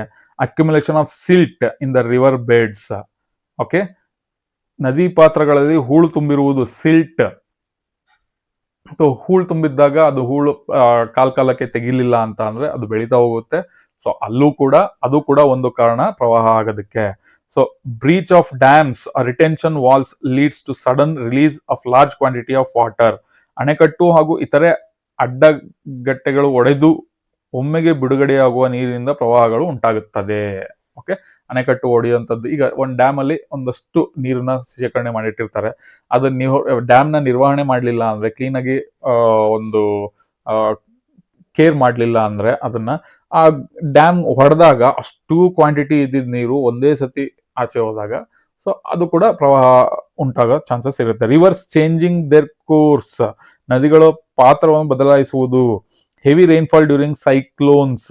ಓಕೆ, ಚಂಡಮಾರುತಗಳ ಮಳೆಯಿಂದ ಪ್ರವಾಹ ಉಂಟಾಗುತ್ತದೆ. ಓಕೆ, ಸೈಕ್ಲೋನ್ಸ್ ಆದಾಗಲೇ ಪ್ರವಾಹ ಜಾಸ್ತಿ ಆಗೋದು. ಅರ್ಥ್ಕ್ವೇಕ್ ಇನ್ ಸಿ. ಸೊ ಮಾಮೂಲಿ ಸಮುದ್ರದಲ್ಲಿ ಒಂದು ಅಲೆಗಳು ನಿಧಾನಕ್ಕೆ ಬರ್ತಾ ಇರುತ್ತೆ, ಬಟ್ ಸಮುದ್ರದಲ್ಲಿ ಇದೊಂದು ಸಮುದ್ರ, ಒಂದು ಅರ್ಥ್ಕ್ವೇಕ್ ಆದಾಗ ಭೂಮಿ ಶೇಕ್ ಆಗುತ್ತಲ್ವಾ, ಸೊ ಇಷ್ಟು ನಿಧಾನಕ್ಕೆ ಬರ್ತಾ ಇದ್ರೆ ಅದು ಮಾಮೂಲಿ ಅಲೆಗಳು. ಭೂಮಿ ಶೇಕ್ ಆದಾಗ ಇಷ್ಟು ದೊಡ್ಡದಾದಾಗ ಅಲೆಗಳು ಜಾಸ್ತಿ ಆಗುತ್ತಲ್ಲ, ಅದು ಕೂಡ ಒಂದು ಫ್ಲಡ್ಸ್ಗೆ ಕಾರಣ. ಡಿಫಾರೆಸ್ಟೇಷನ್, ಕಾಡುಗಳು ಹಾಳಾಗ್ತಾ ಇರೋದು ಕೂಡ ಒಂದು ಕಾರಣ. ಇಂಪ್ರಾಪರ್ಲಿ ಬಿಲ್ಟ್ ಡ್ಯಾಮ್ಸ್. ಸೊ ಏನೋ ಒಂದು ಕಾರಣಕ್ಕೆ ಏನೋ ಒಂದು ಕಟ್ಟಬೇಕು ಡ್ಯಾಮು ಅಂತ ಏನೋ ಉಚ್ಚಾಟಕ್ಕೆ ಕಟ್ಟಿದ್ರೆ ಅದು ಕೂಡ ಅದು ಸರಿ ಇರಲ್ಲ. ಸೊ ಆ ಡ್ಯಾಮ್ ಪ್ರಾಪರ್ ಮೇಂಟೆನೆನ್ಸ್ ಇಲ್ದರೆ ಒಡೆದೋಗೋ ಚಾನ್ಸಸ್ ಇರುತ್ತೆ. ಒಡೆದೋದಾಗ ಅಲ್ಲಿದ್ದ ಶೇಖರಣೆ ಮಾಡಿದ್ದಂತಹ ನೀರೆಲ್ಲ ಹೊರಗೆ ಬರೋ ಚಾನ್ಸಸ್ ಇರುತ್ತೆ. Then weak retention walls, illegal encroachment of land. Okay, ಸಮುದ್ರಗಳ ಮಧ್ಯದಲ್ಲಿ ಭೂಕಂಪಗಳು ಸಂಭವಿಸುವುದರಿಂದಲೂ ಪ್ರವಾಹ ಉಂಟಾಗುತ್ತದೆ. ಸೊ ಇಷ್ಟು ಕಾರಣ ಪ್ರವಾಹ ಉಂಟಾಗುತ್ತೆ ಅಂತ. ಓಕೆನಾ? ನೆಕ್ಸ್ಟ್, ಫಂಕ್ಷನ್ಸ್ ಆಫ್ ಬ್ಯಾಂಕ್ ಅಥವಾ ಸರ್ವಿಸಸ್ ಆಫ್ ಬ್ಯಾಂಕ್ ಅಥವಾ benefits of opening A bank account, ಎಲ್ಲದಕ್ಕೂ ಒಂದೇ ರೀಸನ್. ಏನು? ಸೆಕ್ಯೂರಿಟಿ ಆಫ್ ಮನಿ ಆ ಅಕೌಂಟ್ ಅಲ್ಲಿ ಓಪನ್ ಮಾಡೋ ಅಕೌಂಟ್ ಅಲ್ಲಿ ಇಟ್ರೆ ಅದು ಸೆಕ್ಯೂರ್ ಆಗಿರುತ್ತೆ. ಸೊ ಮನಿ ಪೇಮೆಂಟ್ಸ್ ಅಂದ್ರೆ ಟ್ರಾನ್ಸ್ಫರ್ ಆಫ್ ಮನಿ ಆರಾಮಾಗಿ ಈಸಿಯಾಗಿ ಆಗುತ್ತೆ. ಓಕೆ, ಈಗಂತೂ ನಾವು ದುಡ್ಡು ಕೊಡ್ಲೇಬೇಕು, ಹೋಗಿ ಒಬ್ರಿಗೆ ನಾವೇನೋ ದುಡ್ಡು ಕೊಡ್ಬೇಕು ಅಥವಾ ಇಸ್ಕೊಬೇಕು ಅವರಿಂದ ಅಂತ ಅಂದಾಗ ಭೇಟಿ ಮಾಡೋ ಅವಶ್ಯಕತೆ ಇಲ್ಲ. ಕೂತಲ್ಲಿಯೇ ಬ್ಯಾಂಕ್ ಅಕೌಂಟ್ ಮೂಲಕ ನಾವು ಅಮೌಂಟ್ ಟ್ರಾನ್ಸ್ಫರ್ ಮಾಡ್ಬೋದು, ಮತ್ತೆ ನಾವು ತರಿಸ್ಕೊಬಹುದು, ವಿತ್ಡ್ರಾ ಮಾಡ್ಕೋಬಹುದು. ಲೆಂಡಿಂಗ್ ಲೋನ್ಗಳು ಸಿಗುತ್ತೆ. Helps in running smooth business. Safety deposit helps to recover money. ಹಣದ ವಹಿವಾಟು ಆಗುತ್ತೆ. ವ್ಯಕ್ತಿ, ಸಂಸ್ಥೆ ಅಥವಾ ಕಂಪನಿ ಒಂದು ಬ್ಯಾಂಕ್ ಆಗಿರಬಹುದು. ಠೇವಣಿಗಳನ್ನು ಅಂಗೀಕರಿಸುವುದು, ಸಾಲಗಳನ್ನು ಕೊಡುವುದು, ಪಾವತಿ ಮತ್ತು ಠೇವಣಿ ಹಿಂದಕ್ಕೆ ಪಡೆಯಲು ಅವಕಾಶ, ಬ್ಯಾಂಕಿಂಗ್ ವ್ಯವಹಾರ, ಮತ್ತೆ ಲಾಭ ಮತ್ತು ಸೇವಾ ಭಾವನೆ. ಓಕೆ, ಇಷ್ಟು ದ ಫಂಕ್ಷನ್ಸ್ ಆಫ್ ಬ್ಯಾಂಕ್ ಅಥವಾ ಬ್ಯಾಂಕ್ ಒಂದು ಸರ್ವಿಸ್ ಗುಣಲಕ್ಷಣಗಳು. What are the financial services of post offices? So national saving certificate ಸಿಗುತ್ತೆ, ಪೋಸ್ಟಲ್ ಸೇವಿಂಗ್ ಅಕೌಂಟ್ಸ್ ಮಾಡ್ಬೋದು, ಕಿಸಾನ್ ವಿಕಾಸ್ ಪತ್ರ ಸಿಗುತ್ತೆ, RD ಪೋಸ್ಟಲ್ ಇನ್ಸೂರೆನ್ಸ್ ಸಿಗುತ್ತೆ, ಪೆನ್ಷನ್ ಪೇಮೆಂಟ್, ಮನಿ ಟ್ರಾನ್ಸ್ಫರ್ ಎಲ್ಲ ಆಗುತ್ತೆ. ಅಂದ್ರೆ ರಾಷ್ಟ್ರೀಯ ಉಳಿತಾಯ ಪತ್ರಗಳು ಸಿಗುತ್ತೆ, ಅಂಚೆ ಉಳಿತಾಯ ಖಾತೆಗಳು, ಕಿಸಾನ್ ವಿಕಾಸ ಪತ್ರಗಳು, ಅಂಚೆ ವಿಮೆ, ನಿವೃತ್ತಿ ವೇತನ, ಹಣದ ವರ್ಗಾವಣೆ ಎಲ್ಲದನ್ನು ಮಾಡ್ಬೋದು. ಅಂದ್ರೆ financial service of post office ಅಲ್ಲಿ financial department of financial services ಏನಿದೆ ಅಂತ ಇದೆಲ್ಲ ಮಾಡ್ಬೋದು. ಓಕೆ, ಸೇವಿಂಗ್ಸ್ ಅಕೌಂಟು ಕೂಡ ನಾರ್ಮಲ್ ಬ್ಯಾಂಕಲ್ಲಿ ಮಾಡ್ದಂಗೆ ಇದರಲ್ಲೂ ಕೂಡ ಸೇವಿಂಗ್ಸ್ ಅಕೌಂಟ್ ಮಾಡ್ಕೊಬೋದು. ಸೊ ಅಮೌಂಟ್ ಟ್ರಾನ್ಸ್ಫರ್ ಮಾಡ್ಬೋದು, ಅಮೌಂಟ್ ಕಳಿಸ್ಕೊಬೋದು. ಓಕೆ, ಲೋನ್ಗಳು ಸಿಗುತ್ತೆ, ಸುಮಾರು ಸ್ಕೀಮ್ಗಳಿದೆ, ನ್ಯಾಷನಲ್ ಸೇವಿಂಗ್ ಸರ್ಟಿಫಿಕೇಟ್ ಎಲ್ಲ ಸಿಗುತ್ತೆ. ಸೊ ಇದನ್ನ ನೀವು ಬರಿಬೋದು. Then role of panchayat raj institution in rural development. Okay, ಏನು panchayat raj institution rural development ಅಲ್ಲಿ ಪಾತ್ರ ಏನು? Providing facilities like roads, sewer, drinking water, street light, toilets, schools, hospital, markets, electricity, irrigation, transport, communication etcetera to the villages. So ಹಳ್ಳಿಗೆ panchayat development officer ಅಂತ ಇರ್ತಾರೆ, PDO ಅಂತ. So ಅವ್ರ ಮೂಲಕನೇ ಹಳ್ಳಿಗೆ ಲೈಟ್ ಬೇಕು ಅಂದ್ರೆ ಲೈಟ್ ಕೊಡ್ಬೋದು. ಸೊ ಸರ್ಕಾರ ಅವ್ರನ್ನ ಅದಕ್ಕೆ ಅಪಾಯಿಂಟ್ ಮಾಡಿರ್ತಾರೆ, ಹಳ್ಳಿಗಳನ್ನ ಬೆಳೆಸೋದಕ್ಕೆ ಅಂತಾನೆ. ಓಕೆ, ಇಂಪ್ರೂವ್ ಮಾಡೋದಕ್ಕೆ ಅಂತಾನೆ. ಈಗ ಎಲೆಕ್ಟ್ರಿಸಿಟಿ ಇಲ್ಲ ಅಂತ ಹೋಗೋರಿಗೆ ಕಂಪ್ಲೇಂಟ್ ಕೊಟ್ಟರೆ ಎಲೆಕ್ಟ್ರಿಸಿಟಿ ಮಾಡಿಸ್ಕೊಡೋ ಪವರ್ ಇರುತ್ತೆ. ದೆನ್ ರೋಡ್ ಮಾಡಿಸೋ ಪವರ್ ಇರುತ್ತೆ. ಎಲ್ಲದಕ್ಕಿಂತ ಹೆಚ್ಚಾಗಿ ಮಾರ್ಕೆಟ್ಸ್, ಇರಿಗೇಷನ್, ಟ್ರಾನ್ಸ್ಪೋರ್ಟ್, ಎಲ್ಲ ಟಾಯ್ಲೆಟ್ಸ್ ಕಟ್ಸ್ಕೊಡೋ ಪವರ್ ಇರುತ್ತೆ. ಓಕೆ, ಸ್ಕೂಲು, ಆ ಹಳ್ಳಿಗೆ ಸ್ಕೂಲ್ ಕಟ್ಸೋ ಪವರ್ ಇರುತ್ತೆ.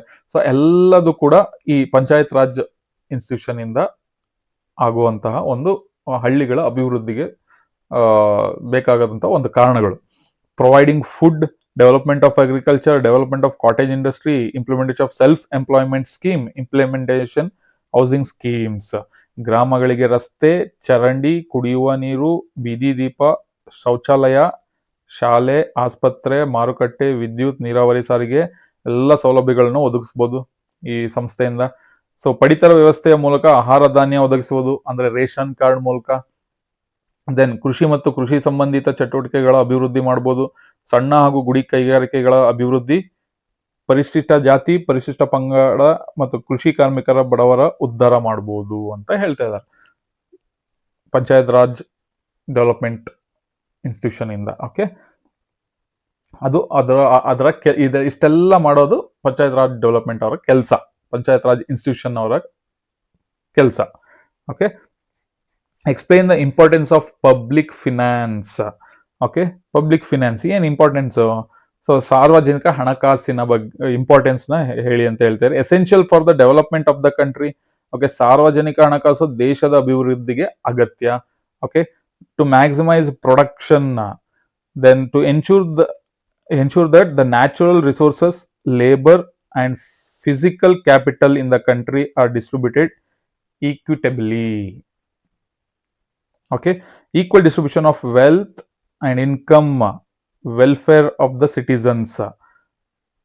ವೆಲ್ತ್ ಸ್ಪೆಲ್ಲಿಂಗ್ ಮಿಸ್ಟೇಕ್ ಆಗಿದೆ ಇಲ್ಲಿ, WEALTH. ಓಕೆ, ದೆನ್ ನೈಸರ್ಗಿಕ ಸಂಪತ್ತು, ಶ್ರಮ ಮತ್ತು ಭೌತಿಕ ಬಂಡವಾಳವು ಸಮರ್ಪಕವಾಗಿ ಹಂಚಿಕೆ ಮಾಡಲು ಇದು ಸಹಾಯ ಆಗುತ್ತೆ. ಪಬ್ಲಿಕ್ ಫಿನಾನ್ಸ್ ಸಾರ್ವಜನಿಕ ಹಣಕಾಸು ಉತ್ಪಾದನೆಯು ಗರಿಷ್ಠ ಮಟ್ಟಕ್ಕೆ ಹೆಚ್ಚುವಂತೆ ಮಾಡ್ತದೆ. ದೆನ್ ದೇಶದ ಆದಾಯವು ಸಮಾನವಾಗಿ ಹಂಚಿಕೆಯಾಗುವಂತೆ ಮಾಡ್ತದೆ. ದೆನ್ ಪ್ರಜೆಗಳ ಕಲ್ಯಾಣದ ಹೆಚ್ಚಳಕ್ಕಾಗಿ ಇದು ಸಹಾಯ ಮಾಡುತ್ತೆ. ಸೊ ಅರ್ಥವ್ಯವಸ್ಥೆಯ ಎಲ್ಲ ಕ್ಷೇತ್ರಗಳು ಸಮತೋಲನವಾಗಿ ಅಭಿವೃದ್ಧಿ ಹೊಂದುವಂತೆ ಕ್ರಮ ಕೈಗೊಳ್ಳುತ್ತೆ ಈ ಪಬ್ಲಿಕ್ ಫೈನಾನ್ಸ್ ಅಂದ್ರೆ ಸಾರ್ವಜನಿಕ ಹಣಕಾಸಿನ ಮಹತ್ವ ಇದು.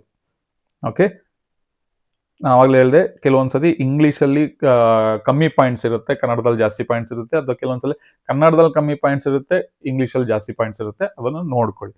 Okay, what are the characteristics of banks ಅಂದ್ರೆ ಗುಣಲಕ್ಷಣಗಳನ್ನ ತಿಳಿಸಿ.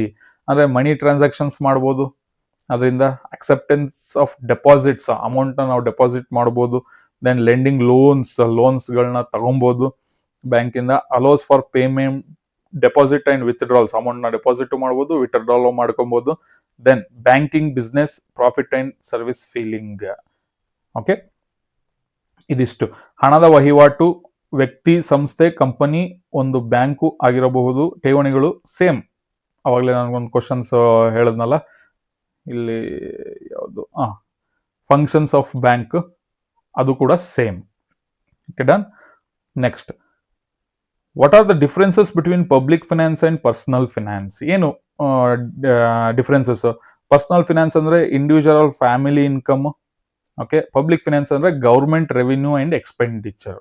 ಓಕೆನಾ? ದೆನ್ ಫಸ್ಟ್ ಪಬ್ಲಿಕ್ ಫಿನಾನ್ಸ್ ಅಂದ್ರೆ, ಪರ್ಸನಲ್ ಫಿನಾನ್ಸ್ ಅಂದ್ರೆ first estimate their income and then spend. ಅವ್ರ ಇನ್ಕಮ್ನ ಫಸ್ಟ್ ಲೆಕ್ಕ ಹಾಕಿ ಆಮೇಲೆ ಖರ್ಚು ಮಾಡ್ತಾರೆ. ಫಸ್ಟ್ ಗೌರ್ಮೆಂಟ್ ಪಬ್ಲಿಕ್ ಫಿನಾನ್ಸ್ ಅಂತ ಅಂದ್ರೆ ಗೌರ್ಮೆಂಟ್ ಅಲ್ಲಿ first estimates its expenditure and allocates revenue. First ಖರ್ಚು ಎಷ್ಟು ಅಂತ ಲೆಕ್ಕ ಹಾಕ್ತಾರೆ, ಆಮೇಲೆ ಅದಕ್ಕೆ ಬೇಕಂತಹ ಹಣಕಾಸನ್ನ ಅಲೋಕೇಟ್ ಮಾಡ್ತಾರೆ. ಸೊ ಪರ್ಸನಲ್ ಫಿನಾನ್ಸ್ ಅಂದ್ರೆ confidential financial transactions. So public finance ಅಂದ್ರೆ ಡಿಸ್ಕಸ್ಡ್ ಇನ್ ಅಸೆಂಬ್ಲೀಸ್. ಸೊ ಸರ್ಕಾರದವ್ರು ಖರ್ಚು ಮಾಡೋ ಒಂದೊಂದು ರೂಪಾಯಿ ಹಣಕ್ಕೂ ಅದು ಅಸೆಂಬ್ಲಿಲಿ ಡಿಸ್ಕಸ್ ಆಗುತ್ತೆ. So what are the characteristics of entrepreneurship ಅಂದ್ರೆ ಉದ್ಯಮಿಗಳು, ಎಂಟರ್ಪ್ರಿನರ್ ಅಂದ್ರೆ ಉದ್ಯಮಿ. ಸೊ ಅವ್ರದ ಒಂದು ಗುಣಗಳೇನು, ಗುಣ ಲಕ್ಷಣಗಳೇನು? ಕ್ರಿಯೇಟಿವಿಟಿ ಇರಬೇಕು, ಬಿಸ್ನೆಸ್ ಅಲ್ಲಿ ಡೆವಲಪ್ ಆಗಬೇಕು ಅಂತ ಅಂದ್ರೆ. ದೆನ್ ಇನೋವೇಷನ್, ಹೊಸತನ ಅನ್ನೋದು ಇರಬೇಕು. ಡೈನಮಿಸಮ್, ಲೀಡರ್ಶಿಪ್ ಕ್ವಾಲಿಟೀಸ್ ಇರಬೇಕು ಬಿಸ್ನೆಸ್ ಮೆನ್ಗೆ. ಟೀಮ್ ಬಿಲ್ಡಿಂಗ್, ಟೀಮ್ ನ ಕಟ್ಟಿ ಬೆಳೆಸೋವಂಥದ್ದು ಬಿಸ್ನೆಸ್ ಅಲ್ಲಿ ಇದು ತುಂಬಾ important, team building. Then problem solving, ಏನೇ ಪ್ರಾಬ್ಲಮ್ ಬಂದ್ರು ನಯಾ ನಾಜುಕಿಂದ ಅದನ್ನ ಸಾಲ್ವ್ ಮಾಡೋಂಥದ್ದು ಗೊತ್ತಿರಬೇಕು. ದೆನ್ ಗೋಲ್ ಓರಿಯೆಂಟೇಷನ್, ಏನೇ ಅಡೆತಡೆಗಳು ಬಂದ್ರು ಅವ್ರ ಗೋಲ್ ಮುಟ್ಟೋದ್ರ ಕಡೆ ಗಮನ ಇರಬೇಕು. Then risk taking, comfort zone ಇಂದ ಹೊರಗೆ ಬಂದು ರಿಸ್ಕ್ಗಳನ್ನ ತಗೊಂಡು ಮಾಡಿದ್ರೇನೆ ಅದು ಬಿಸ್ನೆಸ್ ಸಕ್ಸಸ್ ಆಗೋದು. ದೆನ್ ಡಿಸಿಷನ್ ಮೇಕಿಂಗ್ ಕಮಿಟ್ಮೆಂಟ್, ನಾವು ಒಂದು ಡಿಸಿಷನ್ ತಗೊಳ್ಳೋದ್ರಿಂದ ಏನೇನೋ ಎಡವಟ್ಟುಗಳಾಗ್ತವೆ. ಸೊ ಕರೆಕ್ಟ್ ಡಿಸಿಷನ್ ತಗೋತೀವಿ ಅನ್ನೋ ನಂಬಿಕೆ ಇಟ್ಕೊಂಡು ಕೆಲಸ ಮಾಡಬೇಕಾಗತ್ತೆ. ನಾಯಕತ್ವ, ಗುಂಪು ಕಟ್ಟುವುದು, ಪ್ರಚೋದನೆಯ ಸಾಧನೆ, ಸಮಸ್ಯೆಯ ಪರಿಹಾರ, ಕ್ರಿಯಾತ್ಮಕ, ಗುರಿ ಮುಟ್ಟುವಿಕೆ, ನಷ್ಟಭರಿತಕ್ಕೆ ಸಿದ್ಧ. ಅಕಸ್ಮಾತ್ ಬಿಸ್ನೆಸ್ ಅಂತ ಅಂದ್ರೆ ಕೆಲವೊಂದ್ಸತಿ ಲಾಸ್ ಆದ್ರೂ ಕೂಡ ಅದನ್ನ ಕೂಡ ಮ್ಯಾನೇಜ್ ಮಾಡುವಂಥದ್ದು ಕಲ್ತಿರ್ಬೇಕು. Then explain or state difference between organised and unorganised workers. So organised workers ಮತ್ತೆ ಅನ್ಆರ್ಗನೈಸ್ಡ್ ವರ್ಕರ್ಸ್ ಬಗ್ಗೆ ಡಿಫರೆನ್ಸ್ ಕೇಳ್ತಾ ಇದ್ದಾರೆ. ಆರ್ಗನೈಸ್ಡ್ ವರ್ಕರ್ಸ್ ಅಂದ್ರೆ government by legal rules and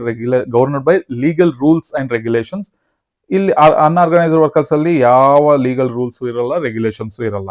so organised workers ಅಂದ್ರೆ ಹೈರಾರ್ಕಿಯಲ್ ಸಿಸ್ಟಮ್ ಅಲ್ಲಿ ವರ್ಕ್ ಮಾಡ್ತಾರೆ, ಒಂದು ಸಿಸ್ಟಮ್ ಒಳಗೆ ಅದು ವರ್ಕ್ ಮಾಡೋದು. ಇಲ್ಲಿ ಯಾವುದೇ ಸಿಸ್ಟಮ್ ಇರಲ್ಲ ಅನ್ಆರ್ಗನೈಸ್ಡ್ ವರ್ಕರ್ಸ್ ಅಲ್ಲಿ. ಸೊ ಸ್ಪೆಷಲ್ ಎಕ್ಸ್ಪರ್ಟೈಸ್ ಇರ್ತಾರೆ, ಟ್ರೈನಿಂಗ್ ಇರುತ್ತೆ, ಟ್ಯಾಲೆಂಟ್, ಎಕ್ಸ್ಪೀರಿಯನ್ಸ್, ಎಜುಕೇಶನಲ್ ಕ್ವಾಲಿಫಿಕೇಶನ್ ಎಲ್ಲ ಮ್ಯಾಟರ್ ಆಗುತ್ತೆ ಆರ್ಗನೈಸ್ಡ್ ವರ್ಕರ್ಸ್ಗೆ. ಬಟ್ ಇಲ್ಲಿ ಕ್ವಾಲಿಫಿಕೇಶನ್ ಬೇಕಾಗೇ ಇರಲ್ಲ ಅನ್ಆರ್ಗನೈಸ್ಡ್ ವರ್ಕರ್ಸ್ಗೆ. ದೆನ್ ಆರ್ಗನೈಸ್ಡ್ ವರ್ಕರ್ಸ್ ಅಂದ್ರೆ they will get fixed wages, ಅಂದ್ರೆ ಫಿಕ್ಸ್ಡ್ ಸ್ಯಾಲರಿ ಸಿಗುತ್ತೆ, travelling allowance, food allowance, etcetera ಬೇರೆ ಬೇರೆ ಅಲೋಯನ್ಸ್ ಎಲ್ಲ ಸಿಗುತ್ತೆ, ಲೀವ್ ಸಿಗುತ್ತೆ, ದೆನ್ ರಿಟೈರ್ಮೆಂಟ್ ಸಿಗುತ್ತೆ, ಮೆಡಿಕಲ್ ಫೆಸಿಲಿಟೀಸ್ ಸಿಗುತ್ತೆ ಆರ್ಗನೈಸ್ಡ್ ವೆಕ್ಟರ್ಸ್ ಅಲ್ಲಿ. ಅನ್ಆರ್ಗನೈಸ್ಡ್ ವೆಕ್ಟರ್ಸ್ ಅಲ್ಲಿ they will not get any allowance and other facility, ಇದು ಯಾವ ಫೆಸಿಲಿಟೀಸು ಇರೋದಿಲ್ಲ.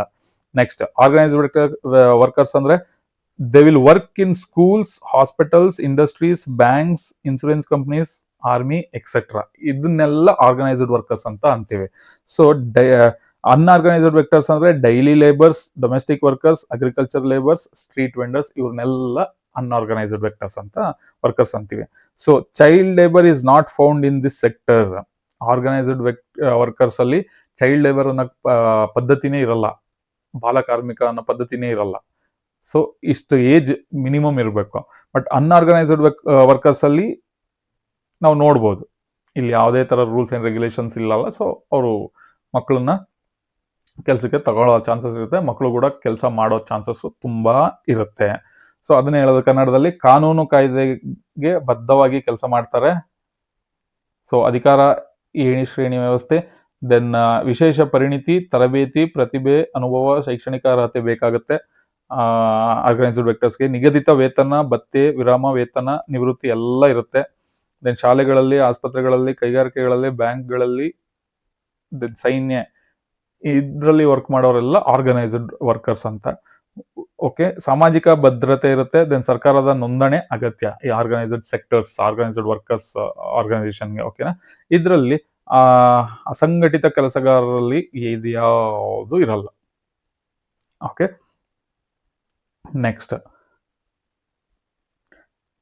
What is the role of entrepreneur in economic development of the country? ಏನು role? So promote capital formation, provide large scale employment, increase the gross domestic product and per capital income, GDP, gross domestic product, develop market for the growth of the economy, promote development of industries, improve the standard of living. ಇದಿಷ್ಟು the role of entrepreneur in economic development. ದೇಶದ ಒಂದು economic condition ಬೆಳೆಸೋದ್ರಲ್ಲಿ so entrepreneur ಅವರ ಪಾತ್ರ ಅಂದ್ರೆ business ಮೆನ್ಗಳ ಪಾತ್ರ. Then which are the non tax revenue sources of central government. ಟ್ಯಾಕ್ಸೇ ಇಲ್ಲದೆ ಇರುವಂತ ರೆವಿನ್ಯೂ ಸೋರ್ಸಸ್ ಯಾವುದು? Net profit earned by RBI, ಅದಕ್ಕೆ ಟ್ಯಾಕ್ಸ್ ಇರಲ್ಲ. ಪ್ರಾಫಿಟ್ ಬೈ ಇಂಡಿಯನ್ ರೈಲ್ವೇಸ್, ಅದು ಟ್ಯಾಕ್ಸ್ ಇಂದ ಬರೋ ಇನ್ಕಮ್ ಅಲ್ಲ. Revenue from post and telecommunication department. Okay, then revenue from public sector, then revenue from coins and mints, then various types of fees and penalties etc. ಇವೆಲ್ಲದರಿಂದ tax ಇರಲ್ಲ. So taxless, non tax revenue central ಗೌರ್ಮೆಂಟ್ಗೆ ಅಂತ ಬರುವಂತದ್ದು. Okay, so ಇಷ್ಟು top 40 questions. Okay, top 40 questions 2 mark questions ನಿಮಗೆ list ಮಾಡಿ PDF, ಈ PDF ಸಿಗುತ್ತೆ ನಿಮಗೆ. ಜೊತೆಗೆ so total top 40 2 mark questions ನನಗೆ ಎಕ್ಸ್ಪ್ಲೈನ್ ಮಾಡಿರುವಂಥದ್ದು. ಸೊ ಇದನ್ನ ನೀವು ಫಾಲೋ ಮಾಡ್ಕೊಳ್ಳಿ, ಎಕ್ಸ್ಪ್ಲೈನ್ ಮಾಡಿದ್ದೀನಿ. ಜೊತೆಗೆ ಈ PDF ನ ಡೌನ್ಲೋಡ್ ಮಾಡ್ಕೊಳ್ಳಿ, ಕನ್ನಡ ಮತ್ತೆ ಇಂಗ್ಲಿಷ್ ಎರಡರಲ್ಲೂ ಇದೆ. ಸೊ ರಿವಿಷನ್ ಟೈಮಲ್ಲಿ ಹೆಲ್ಪ್ ಆಗುತ್ತೆ. ಇಷ್ಟು ಕ್ವಶನ್ಸ್ 2 ಮಾರ್ಕ್ಸ್ ಅಲ್ಲಿ ಇಷ್ಟು ಕ್ವಶನ್ಸ್ ಬಿಟ್ರೆ ಬೇರೆ ಏನು ಕೇಳಕ್ಕೆ ಸಾಧ್ಯನೇ ಇಲ್ಲ, ಯಾಕಂದ್ರೆ ಎಲ್ಲಾ ಚಾಪ್ಟರ್ಸ್ ಅಲ್ಲೂ ಕವರ್ ಮಾಡಿದ್ದೀನಿ. ಬಟ್ ನೀವು ಪ್ರಾಕ್ಟೀಸ್ ಮಾಡ್ಕೊಬೇಕು. ಕೆಲವೊಂದು ಕ್ವಶನ್ಸ್ನ ಟ್ವಿಸ್ಟ್ ಮಾಡೋ ಚಾನ್ಸಸ್ ಇರುತ್ತೆ, ಕಾನ್ಸೆಪ್ಟ್ಸು. ಸೊ ಕ್ಲೀನಾಗಿ ಪ್ರಿಪೇರ್ ಆಗಿ. ಸೊ ಈ ಕ್ವಶನ್ಸ್ನ ಫಾಲೋ ಮಾಡೋದ್ರಲ್ಲಿ ಯಾವುದೇ ಥರದ ಡೌಟ್ ಬೇಡ. ಜೊತೆಗೆ ನಿಮಗೆ 3 ಮಾರ್ಕ್ಸ್ ಕ್ವಶನ್ಸ್ ಈಗ ಮಾಡ್ತಾ ಇರೋದು. ಸೊ ಇದು ಟಾಪ್ 40 3 ಮಾರ್ಕ್ಸ್ ಕ್ವಶನ್, ಸಾರಿ 2 ಮಾರ್ಕ್ಸ್ ಕ್ವಶನ್ಸ್ ಅಂತ ಅಂದೆ. ಸೊ 2 ಮಾರ್ಕ್ಸ್ ಕ್ವಶನ್ ಮಾಡಿದ್ದೀನಿ, 1 ಮಾರ್ಕ್ ಕ್ವಶನ್ಸ್ ಮಾಡಿದ್ದೀನಿ, 4 ಮಾರ್ಕ್ ಕ್ವಶನ್ಸ್ ಮಾಡಿದ್ದೀನಿ, 5 ಮಾರ್ಕ್ಸ್ ಮ್ಯಾಪ್ಸ್ ಅದನ್ನ ಕೂಡ ನಾನು ಮಾಡ್ಕೊಡ್ತೀನಿ. ಯಾವ್ಯಾವ ಪೊಸಿಷನ್ ನ ಯಾವ್ಯಾವ ಪ್ಲೇಸಸ್ ನ ಕೇಳ್ಬೋದು ಮ್ಯಾಪ್ ಅಲ್ಲಿ ಮಾರ್ಕ್ ಮಾಡೋದಕ್ಕೆ ಅಂತ. ಸೊ ಅದನ್ನು ಕೂಡ ನಾನು ಮಾಡ್ಕೊಡ್ತೀನಿ, don't worry. So total 1 mark ಆಯ್ತು, 2 ಮಾರ್ಕ್, 3 ಮಾರ್ಕ್, 4 ಮಾರ್ಕ್, ಇನ್ನು 5 ಮಾರ್ಕ್ ಇಂದ ಒಂದು ಮಾಡಿದ್ರೆ ಸೊ ನಿಮಗೆ ಕಂಪ್ಲೀಟ್ ಸೋಷಿಯಲ್ ಅಲ್ಲಿ ಎಲ್ಲಾ ಕಾನ್ಸೆಪ್ಟ್ಸ್ ಮುಗ್ದಂಗ ಆಗುತ್ತೆ. ಬಟ್ ಇನ್ನು ನನಗೆ ಒಂದು ಸೋಷಿಯಲ್ ಅಲ್ಲಿ ಕೂಡ ರಿವಿಷನ್ ಶೀಟ್ ಅಂದ್ರೆ ಚೀಟ್ ಶೀಟ್ ಅಂತ ಏನ್ ಮಾಡ್ತೀವಿ, ಒಂದು ಶೀಟ್ ಅಲ್ಲಿ ನಿಮಗೆ ರಿವಿಷನ್ ಮಾಡೋ ತರ ನಾನು ಒಂದು ಕಾನ್ಸೆಪ್ಟ್ ನ ರೆಡಿ ಮಾಡ್ತಾ ಇದ್ದೀನಿ. ಅದು ಹೇಗಿರುತ್ತೆ ಅಂತ ಅಂದ್ರೆ ಈ ಟೈಪ್ ಇರುತ್ತೆ ನೋಡಿ, ಕಲರ್ಫುಲ್ ಆಗಿದೆಯಾ. ಸೊ ಇದರಲ್ಲಿ ನಿಮಗೆ ಎಲ್ಲಾ ತರದ ರಿವಿಷನ್ ಶೀಟ್, ರಿವಿಷನ್ ಕಾನ್ಸೆಪ್ಟ್ಸ್, ಆಮೇಲೆ ಇಂಪಾರ್ಟೆಂಟ್ ಫಾರ್ಮುಲಾ, ಸೊ ಈ ತರ ನಾನು ಟ್ರೈ ಮಾಡ್ತಾ ಇದ್ದೀನಿ ರೆಡಿ ಮಾಡೋದಕ್ಕೆ, ಸೊ ದಟ್ ನಿಮಗೆ ಅದು ಹೆಲ್ಪ್ ಆಗುತ್ತೆ ರಿವಿಷನ್ ಟೈಮಲ್ಲಿ ಅಂತ.